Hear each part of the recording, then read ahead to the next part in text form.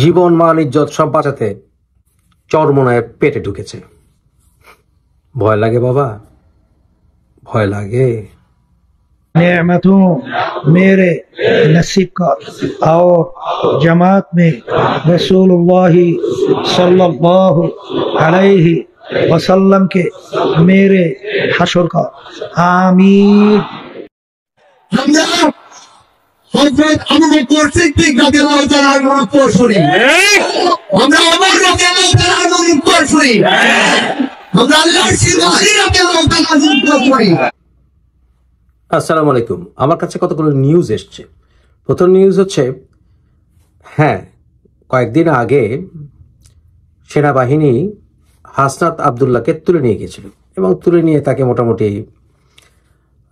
কিছু হেদায়েত দেওয়া হয়েছে এবং সেই হেদায়েতের মাধ্যমে সে বুঝেছে যে সে বেশি বাড়াবাড়ি করছে, এটা রেজাল্ট ভালো হবে না। দ্বিতীয়ত, সার্জিস এবং অন্যান্যরা মোট ৪৫ জন সমন্বয়কারী পশ্চিমা বিভিন্ন দেশের ভিসা সংগ্রহ করেছে এবং তারা দেশ থেকে ভাগার পরিকল্পনা করছিল। তৃতীয়ত, আসিফ নজরুল তার পরিবারকে দেশের বাইরে পাঠিয়ে দিয়েছেন। চতুর্থ, সেনাবাহিনীর ভিতরে কিছু একটা চলছে। এখন আসুন আমরা কনসিকুয়েন্সেস কি দেখতে পাচ্ছি। খালেদা জিয়ার সাথে সস্ত্রীক দেখা করেছেন সেনাবাহিনী প্রধান। জামাতের সাথেও তাদের একটি মিটিং হয়েছে। এছাড়া আপনাদের নিশ্চয় মনে আছে, সেনাবাহিনী প্রধান বলেছিলেন 18 মাস পর্যন্ত বর্তমান সরকারের ব্যাপারে ওনারা সবকিছু গিলবেন, কিন্তু 18 মাসের আগেই বোধহয় গেলার পর্বটা শেষ হবে। আমরা আরো দেখলাম সার্জিস চরমোনায়ের সঙ্গে গিয়ে তার মুরিদ হয়েছে অফিসিয়ালি। কারণ কি? কারণ কিছুই না ভাই, প্রোটেকশন।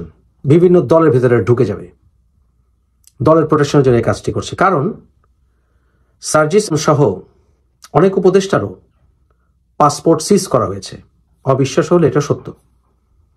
বিশেষ করে যারা সমন্বয়কারী ছাত্রনেতা ছিল, এদের অনেকের পাসপোর্ট জব্দ করা হয়েছে। কোন একটি স্টেপ অবশ্যই নেওয়া হবে। দেখবেন এই সমন্বয়কারীরা বিভিন্ন দলে ঢুকে যাবে।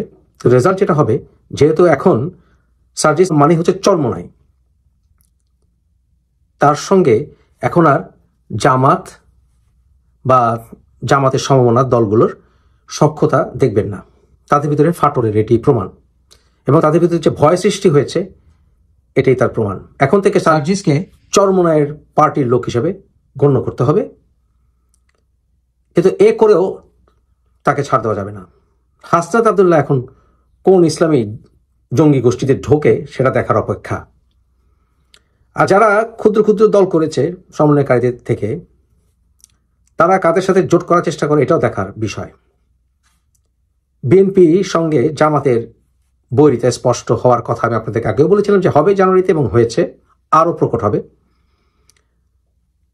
সুতরাং সামনে আমি মনে করি সেনাবাহিনীর তত্ত্বাবধানে যেটা আমি আশা করে আসছিলাম সেটা হওয়া উচিত এবং হতে হবে, সেটা হচ্ছে একটি ন্যাশনাল গভর্নমেন্ট। সেই ন্যাশনাল গভর্নমেন্টের দিকে আমরা এগুচ্ছে বলে মনে করি।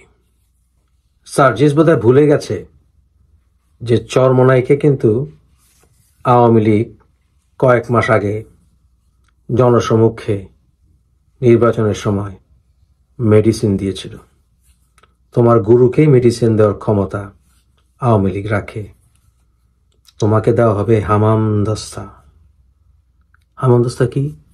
হেদায়েত, প্রকৃত হেদায়েত।